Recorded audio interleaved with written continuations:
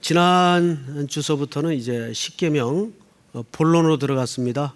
1계명 제목이 뭐였나요? 어떻게 이렇게 잘 외우시네요. 너와 나 사이에. 우리가 십계명 하면 굉장히 율법이요, 계명이요, 명령이요, 지켜야 될 부담, 이런 것 때문에 굉장히 좀 딱딱하게 생각을 했었어요. 그런데 우리가 십계명을 쭉 들어가다 보니까 이게 오히려 그런 차원이 아니라 하나님이 우리를 향하신 사랑이 얼마나 놀라운 사랑인가를 선포하시는 자기 선언이라는 사실을 보게 되었어요.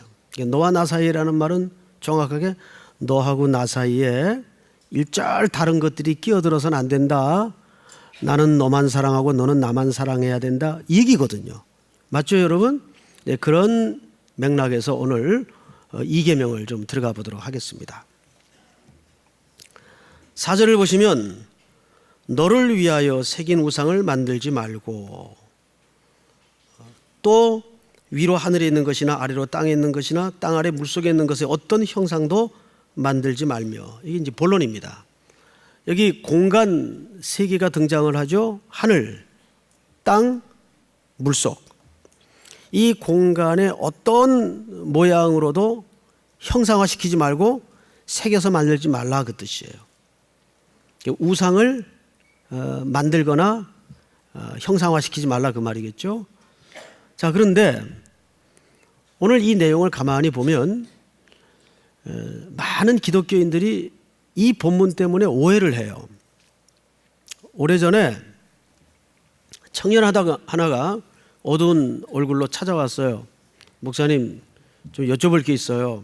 왜? 지난주에 이모님이 우리 집에 찾아왔는데요. 그 이모님은 아주 성령 충만파에다가 신앙이 좋은 분이거든요. 그리고 권사님이세요. 근데 그 무렵이 한 10월 입시를 얼마 앞둔 가을쯤이었어요. 이 녀석은 재수를 하고 있었습니다. 아무래도 대화가 이제 그런 대화가 주고 받고 했겠죠. 너 어느 대학 준비하니? 무슨 과 들어가니? 공부는 열심히 하고 있니? 예, 저 이번에 미대 지원할 거예요. 미술도 여러 분야가 있을 텐데, 예, 저 조속과 들어가려고 준비하고 있어요. 그러니까 이제 어르신이 조속과가 뭔지 모르죠. 뭐 조소를 하는 과인지 모르잖아요. 그래서 조속과가 뭐 하는 데냐? 이름 이상하다. 이 과는 뭘 설치하거나 뭘 조각하거나 뭘 만들거나 해서 하는 예술 분야입니다. 앞으로 이 분야가 굉장히 전망이 있대요. 그러자 이 이야기를 들은 이모님이 버럭 화를 내면서, 야 이놈아, 너는 예수 믿는 녀석이 당장 때려치라고. 그 우상 만드는 과를 왜 지원을 하냐고. 그 이모님은 그 얘기를 듣고 이 과를 우상 만드는 과로 이해를 한 겁니다. 말하자면 이 본문을 그렇게 이해를 한 거죠. 조금 다른 얘기긴 합니다만은 저 경상북도에 가면 영주라는 촌동네가 있습니다. 제 고향이기도 한데 거기에 초등학교 하나가 있어요. 근데 학교마다 시골에는 단군 신상을 설치해 놓습니다.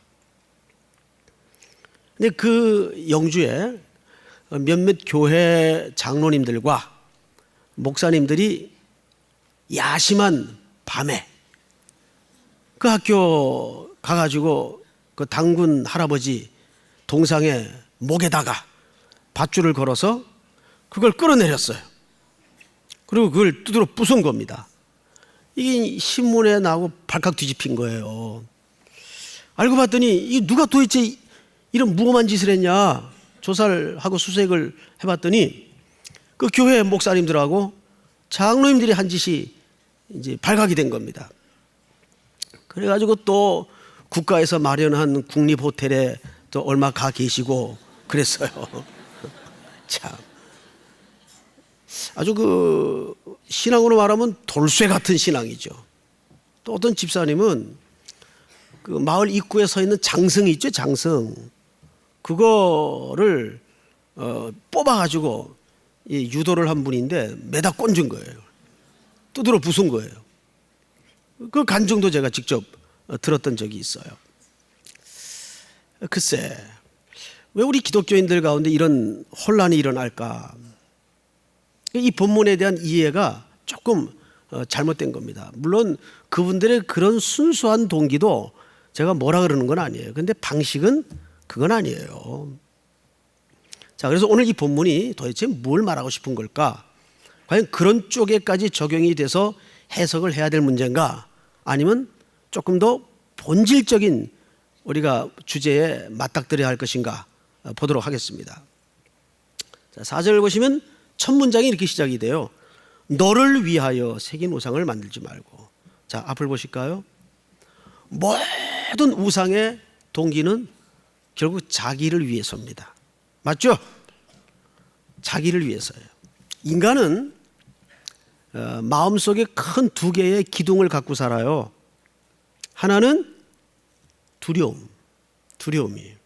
이 인간은 이 두려움을 평생 떨쳐낼 수가 없죠. 미래에 대한 두려움 또는 왠지 모를 두려움, 이런 여러 가지 두려움을 생산해내고 만들어내서 마음 한켠에 담고 살아요. 그리고 또 한켠에는 욕망이라는 주제가 있어요. 욕망. 이 욕망이 사람의 마음속에 웅크리고 있어요. 이 두려움과 욕망은 인간의 아주 중요한 본성입니다. 그런데 문제는 이 욕망이 반드시 대상을 만들어낸다는 겁니다. 그게 조금 더 구체화되면 우상이에요. 이런 공식이 있어요. H는 D분의 C다. 그러니까 D분의 C는 equal H다. 거기서 말하는 H는 뭐냐면 해피, 행복입니다. 그럼 무엇분의 뭐가 행복이라고요? desire, 욕망. 욕망분의 뭡니까? C는 capital, 자본이죠, 자본. 욕망분의 자본은 행복이에요. 근데 한번 생각해 보십시다. 항상 자본이 커요, 욕망이 커요? 욕망이 크죠. 사람의 욕망은 끝이 없어요. 그 유명한 대부호가 남겼던 병상에서의 고백 기억하시죠? 자네 얼마나 더 벌어야 만족하겠어?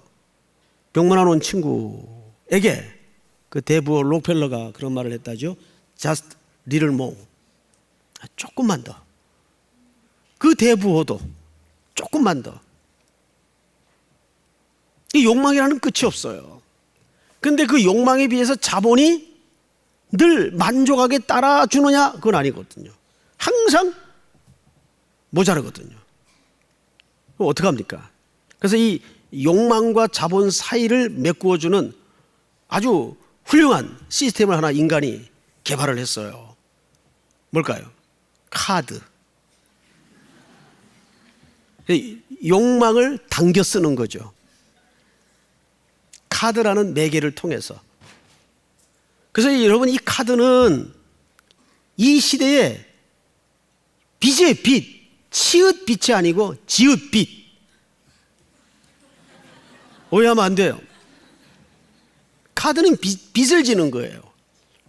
욕망이 크니까, 욕망에 비해 자본은 안 따라주니까 미리 당겨 쓰는 거예요. 그러니까 항상 우상이라는 것의 시작은 나를 위하여입니다.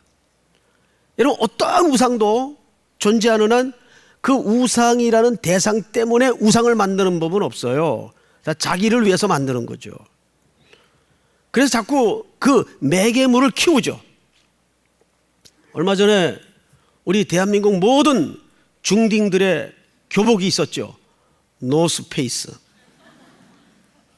그거 안 입으면 애들이 사람 취급을 못 받았어요. 그러니까 항상 욕망은 그런 대상을 만들어내고 대상에는 매개물이라는 게 있어요. 그 매개물이 결국 오늘날 현대판의 우상 아닙니까? 이걸 우리가 이런 돌아가는 사회 시스템을 잘 생각해 보셔야 돼요. 특별히 그 TV에서 광고하는 모든 광고는 인간의 그 헛된 욕망을 매우 조직적으로 자극하는데 천재들이 만들어내는 광고예요. 거기에 우리는 필요하지 않아도 자꾸 필요를 생산하죠. 그래서 우리는 다 거기에 속고 있는 거예요. 오랜만에 친구를 만났다. 요즘 어떻게 지내? 나는 그랜저로 말한다. 뭐 이런 거지 같은 광고가 많아요.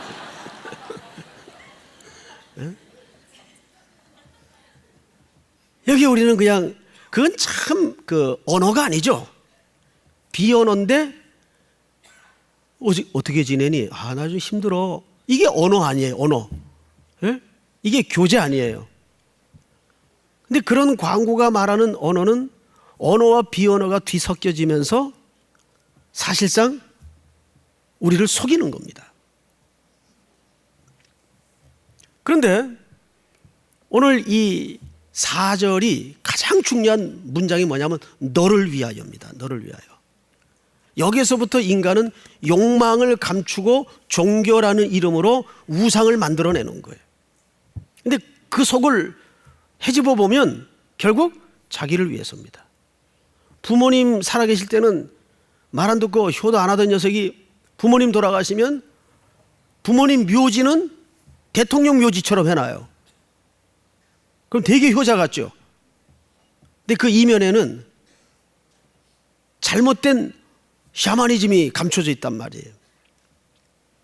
돌아가신 어머니 홀령이, 아버지의 홀령이 후손들에게 노하지 않고 모든 일을 잘 되게끔 좀 열어달라는 그런 기복이 숨어 있고 샤머니즘이 숨어 있는 거예요.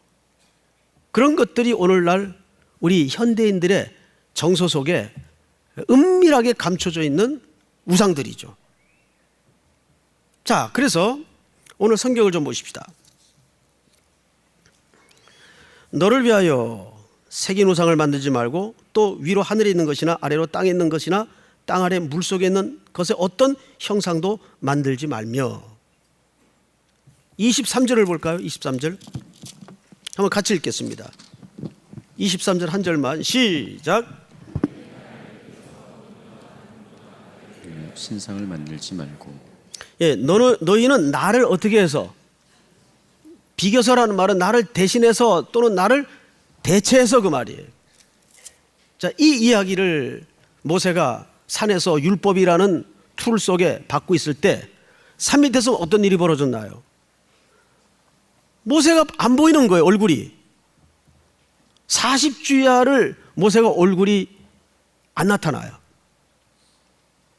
그래서 백성들이 마음속에 뭐가 들어왔죠? 근심이 들어오고 두려움이 들어왔어요. 모세 어디 갔냐? 해서 아론을 중심으로 그들이 고안하는 게 뭐냐면 은부치 금부치를 헌납하게 했어요. 그리고 그것을 불 속에 녹여냅니다. 그리고 만들어낸 게 금송아지예요. 왜 하필 금송아지 모양일까요? 그들이 애굽이라는 대문명 제국 속에서 보고 느끼고 경험한 게 바로 그런 신의 모양입니다. 그래서 그들이 금송아지를 만든 것은 우상으로 만든 게 아니에요. 이것이 우리를 애굽에서 인도하여 낸 신이라, 하나님으로 만든 거예요. 그러니까 말하자면 하나님을 뭐 한 겁니까? 형상화한 거예요. 근데 항상 이런 문제가 어디로 갑니까? 시간이 지나고 역사가 흐르다 보면 그 속에 의미나 가치나 메시지는 사라져버리고 뭐만 남아요? 형태만 남아요. 그래서 그 형태를 숭상하게 됩니다. 대표적인 사건이 바로 놋뱀 사건이에요. 백성들이 광야 생활이 너무 힘이 드니까 불평을 터뜨렸어요. 그래서 불뱀을 나오게 해서 백성들을 다 하나님이 진노하여 처단하십니다. 이때 모세를 중재해서 하나님이 구원의 길을 제시하십니다. 장대 높은 끝에다가 저 불뱀의 모양으로 놋을 두드려서 달아라. 놋뱀을 만들어 달게 합니다. 그리고 그 놋뱀을 만지는 자마다가 아니라 쳐다보는 자마다 구원을 얻을 것이다. 이런 명령을 내렸어요. 그리고 정말 그 놋뱀을 쳐다보는 자마다 삽니다. 그런데 훗날 시간이 흐르고 역사가 흘러서 그 놋뱀이 어떻게 됐나를 한번 보십시다. 우리 열왕기하 18장 자막을 보세요. 히스기야가 그의 조상 다윗의 모든 행위와 같이 여호와께서 보시기에 정직하게 행하여 시작.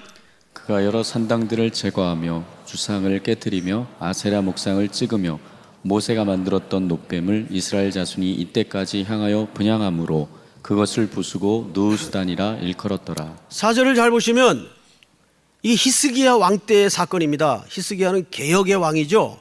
왕이 되자마자 모든 우상들을 깨뜨리는 가운데 놀랍게도 이스라엘 공동체 안에 무슨 우상이 있었어요? 놋뱀을 경배하는 우상들이 벌어졌다고요. 이 놋뱀이 갖는 상징은 뭐예요? 요한복음 3장에 보면 모세가 광야에서 장대 끝에 놋뱀을 든 것 같이 인자도 들려야 하리니 하나님이 세상을 이처럼 사랑하사 독생자를 주셨으니 이는 저를 믿는 자마다 멸망치 않고 영생을 얻게 하려 하심이라. 그러니까 그 구약의 놋뱀을 달아 구원을 얻게 하신 사건은 뱀에 물려 불뱀에 물려 죽을 수밖에 없는 백성들을 십자가 위에 그 불뱀의 모양으로, 그러니까 죄의 모양으로 죽어가실 오실 예수 그리스도 메시아를 예표한 그림이었다고요. 그렇게 주님은 이 땅에 오셔서 죄인의 형상을 입고 오시어 십자가 위에서 죄인의 모습으로 죽으신 거예요. 우리의 죄를 짊어지고 죽으신 거예요. 그런데 그런 숭고하고 깊은 하나님의 사랑의 메시지가 담긴 의미나 가치나 메시지는 역사가 시간이 흐르면서 다 없어져 버렸어요. 그리고 뭐만 남은 겁니까? 놋뱀 막대기만 남은 거예요. 그것을 이퀄 하나님으로 대체해서 그것을 우상화하고 있더라고요. 히스기야가 이것을 깨버립니다. 그래서 그 느사단이라는 말은 놋조각이라는 뜻이에요. 조각을 내버리는 거예요. 이것이 우상은 한꺼번에 척 대상으로 가지는 법이 없어요. 항상 이런 좋은 의도로 시작했다가 망가지는 거죠. 그래서 여러분들이 어디서 신앙생활을 하다가 우리 3일께 오셨는지는 모르지만 우리 교회가 속해 있는 교단이 대한예수교 장로회 합동측 교단입니다. 우리 교회 오시면 이 본당 풍경 속에 일반 교회와는 다른 풍경이 하나 있죠. 강단 뒤에 십자가 모양이 없어요. 개인적으로는 좀 달아놓고 싶어요. 분위기도 좋게. 거기다가 좀 네온 사인도 달아놓고, 그리고 새벽에 조명 끄면 그 중앙에서 십자가에서 은은히 비쳐나오는 불빛 아래 기도할 때 얼마나 경건미가 더 세련되게 나겠어요. 십자가도 하나 없으니까 꼭 창고 같잖아요, 지금 본다. 근데 왜 안 하죠? 십자가의 의미와 메시지는 사라진 채 그 십자가라는 형틀만 붙들고 있을까 봐 그것이 주술이 되고 샤머니즘이 되는 거예요. 심지어는 저희 교회 같은 경우는 여기 꽂고지도 않아요. 왜 그런지 아세요?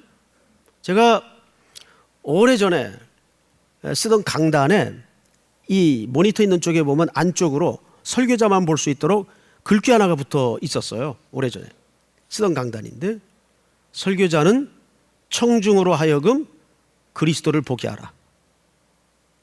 중요한 얘기입니다. 그 원로 목사님이 갖다 붙여놓으셨던 건데 기억이 나요. 설교자는 청중으로 하여금 그리스도를 보게 하라. 그래서 설교자는 사실 화려한 복장도 썩 좋은 복장이 아니에요. 그죠? 옷을 입은 듯 안 입은 듯.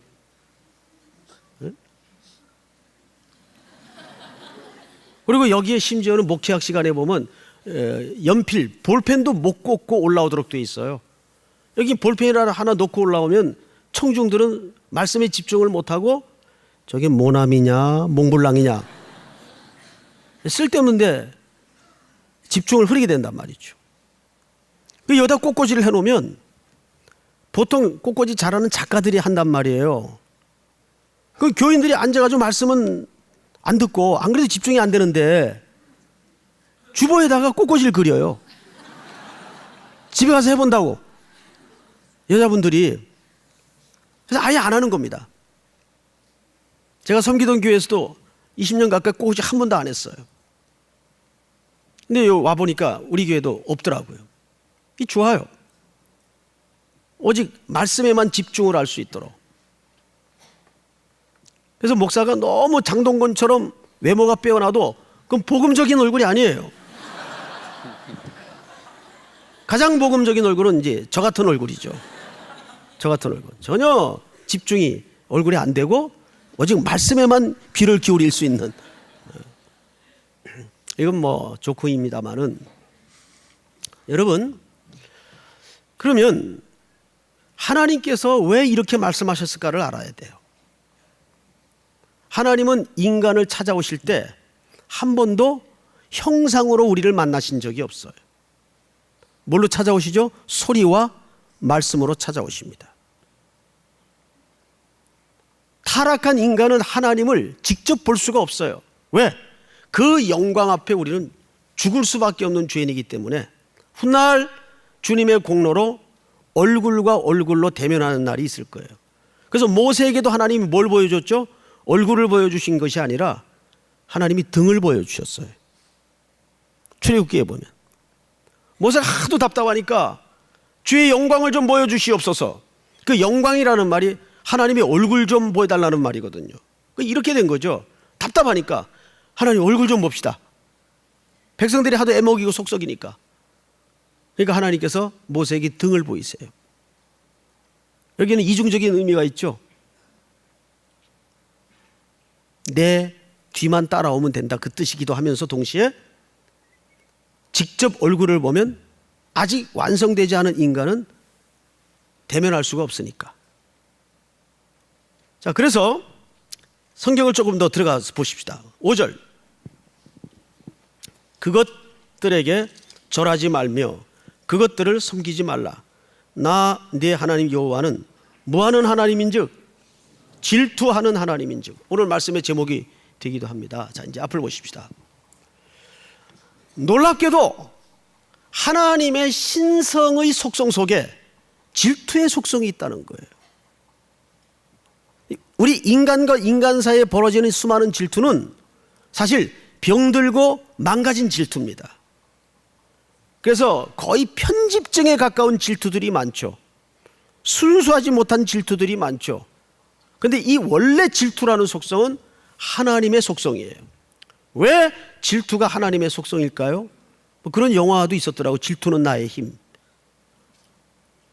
영화 안 보셨나요?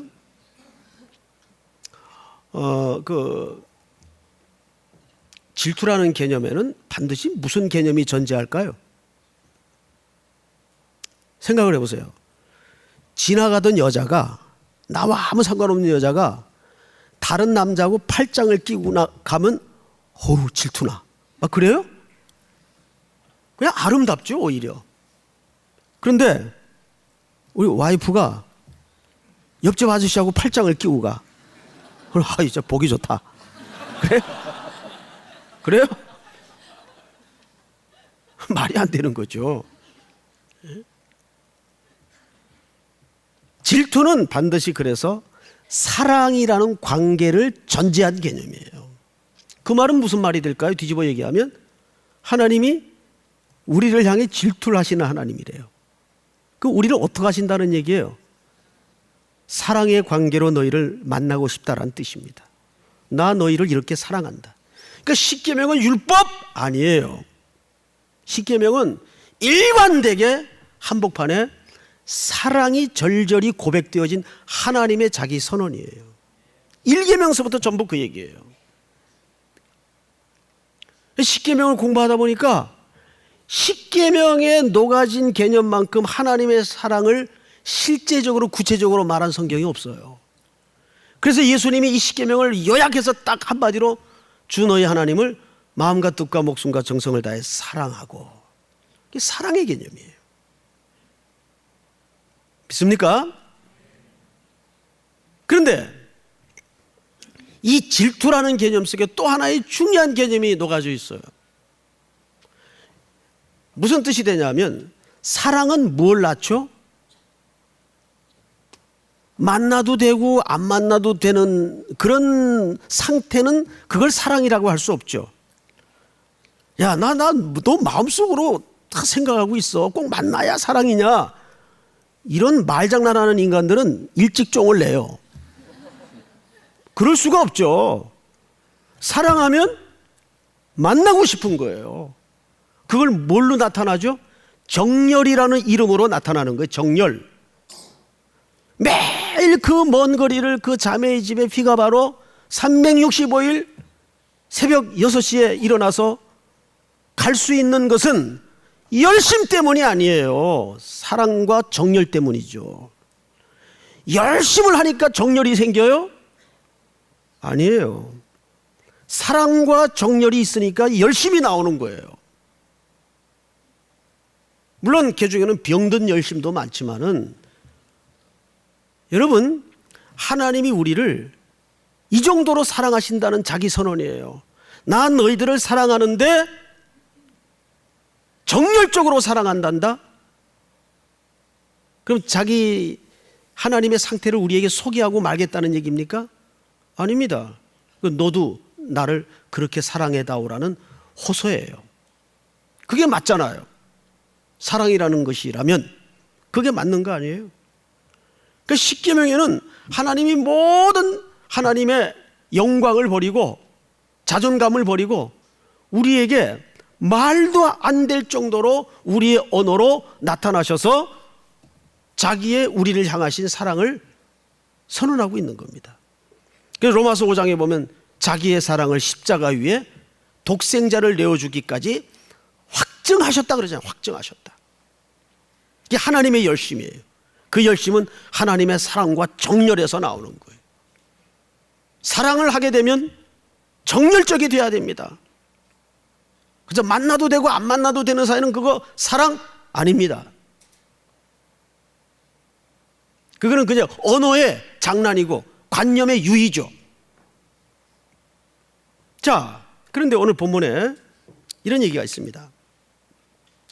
나 네 하나님 여호와는 질투하는 하나님인즉 나를 미워하는 자의 죄를 갚되 아버지께로부터 아들에게로 3, 4대까지 이르게 하거니와 그랬어요. 여기 두 가지 개념을 우리가 마무리 겸 볼 필요가 있습니다. 첫째, 사랑하지 않는 건 뭐라 그랬어요? 나를 미워하는 거라 그랬어요. 아유, 저는 하나님 미워한 적 없습니다. 그러면 설명을 듣고 하면 그 대답 여전히 할 수 있나 한번 속으로 대답을 해 보십시오. 사랑이라는 개념만큼 배타적이고 독점적인 개념은 없어요. 하나님은 이 모든 계명의 초점이 너 나만 사랑해라 그 말이. 제가 하나님이 90% 사랑합니다. 그리고 이쪽은 10%밖에 안 하는데요. 뭘 그걸 가지고 하나님이 쫀쫀하게 자꾸 따지세요? 그게 쫀쫀한 겁니까? 사랑의 속성은 그렇게 수치로 구분할 수가 없어요. 사랑은 딱 한마디로 정의를 하자면 전부 아니면 전무입니다. 그게 진짜 사랑이에요. 그래서 사랑은 굉장히 독점적이에요. 그리고 배타적이 돼요. 그것이 하나님이 우리에게 요구하시는 자기 선언이면서 동시에 명령이에요. 나만 사랑해야 된다. 나만으로 충분해야 된다. 근데 우리는 입술로는 뭐라 그래요? 주님 한 분만으로 만족합니다. 그리고 자꾸 딴 데 봐요.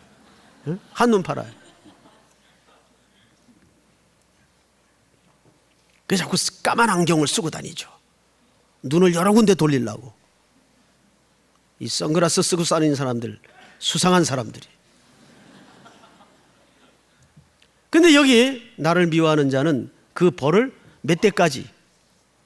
성경에 보니까 3, 4대까지 이르게 하거니와. 이 말 때문에 그 오래전에 시중에 기독교인들 손에마다 아주 선풍을 일으켰던 베스트셀러가 된 책이 하나 있습니다. 가게에 흐르는 저주를 끊으라. 그 책이 우리 한국인들 정서에 맞았어요. 그래서 한국 사람들의 신앙을 들여다보면 어떤 속성이 있는가 하면 인과응보적 속성이 있어요. 징벌신앙이라 그러죠. 그래서 아버지 때 잘못한 죄가 우리에게까지 흘러온다. 이런 개념이 사실은 많아요. 이게 샤머니즘이죠. 우리 성경 한 구절을 볼까요? 신명기 24장 자막을 보세요. 같이 읽겠습니다. 시작. 아버지는 그 자식들로 말미암아 죽임을 당하지 않을 것이요 자식들은 그 아버지로 말미암아 죽임을 당하지 않을 것이니 각 사람은 자기 죄로 말미암아 죽임을 당할 것이니라. 분명 각 사람은 자기 죄로 말미암아 죽임을 당할 것이니라. 즉 아버지 죄 때문에 내가 죽고 이런 일이 없다 그 말이에요. 아버지가 신포도를 먹었는데 아들의 이가 시겠느냐 같은 말이죠. 그러면 오늘 본문의 내용은 도대체 무슨 얘기예요? 분명 5절 하반절에 나를 미워하는 자의 죄를 갚되 아버지로부터 아들에게로 3, 4대까지 이르겠다 그랬어요. 그럼 오늘 신명기 24장 본문과 이 본문은 굉장히 상충되는 본문일 텐데 이 본문을 어떻게 이해해야 될까요? 이것은 그 당시 고대 문화나 우리 오래된 가족 제도를 보면 금방 이해할 수가 있는 아주 보편적 해석으로도 가능한 내용이죠.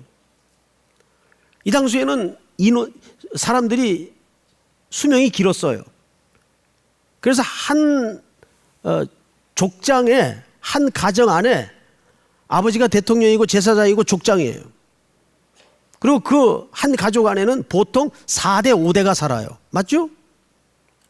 한 집안에서. 그런데 만약에 아버지가 하나님 앞에 죄를 지어서 벌을 받게 되었을 경우에는 한 집안 안에 3, 4대가 사니까 많게는 5대까지 살 수 있으니까 어떤 일이 벌어질까요? 당장 경제적으로 여러 가지 어려움을 동시에 온 가족이 겪게 된다 그 말이에요. 그런 그 당시 문화 풍습상 실제적인 근거에서 이 표현을 쓰는 겁니다. 예를 들어 아버지가 교통사고를 당했어요. 그럼 당장 자녀들이 등록금 못 내죠? 학교 갈 수 없죠? 피해가 오는 겁니다. 아버지가 잘못했기 때문에 아들이 벌을 받는다 이런 어떤 혈통적 유전의 관점에서의 설명이 아니라 말이에요. 하나님은 속성상 6절에 보면 이런 기록이 있죠. 나를 사랑하고 내 계명을 지키는 자에게는 몇 대까지? 1000대까지 은혜를 베푸느니라. 1000대는 언제까지를 얘기합니까? 이거는 문예적 표현이죠. 하나님의 자비는 영원하시다 그 말이에요. 결국 이 이계명이 말하고 싶었던 가장 중요한 초점도 하나님은 자기의 사랑과 우리의 사랑을 그렇게 뜨겁게 원하시는 계명이었다라는 거죠.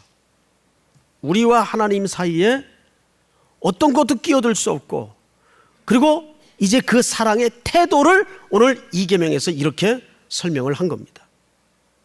오늘 이 말씀이 또 한 주를 살아갈 우리 사랑하는 삼일교회 성도 여러분들에게 내 안에 나도 모르게 하나님을 비키게 하고 대신 비기게 하거나 들어선 현대판 우상들은 없는가? 욕망을 감춘 채 대상을 만들어내는 나의 파일을 키우기 위해서 골몰하는 하나님을 대신한 삶의 자리는 없는가? 돌아볼 수 있는 또 한 주간이 될 수 있기를 주의 이름으로 축복합니다. 우리 다 일어나십시다. 나 무엇과도 주님을 바꾸지 않으리.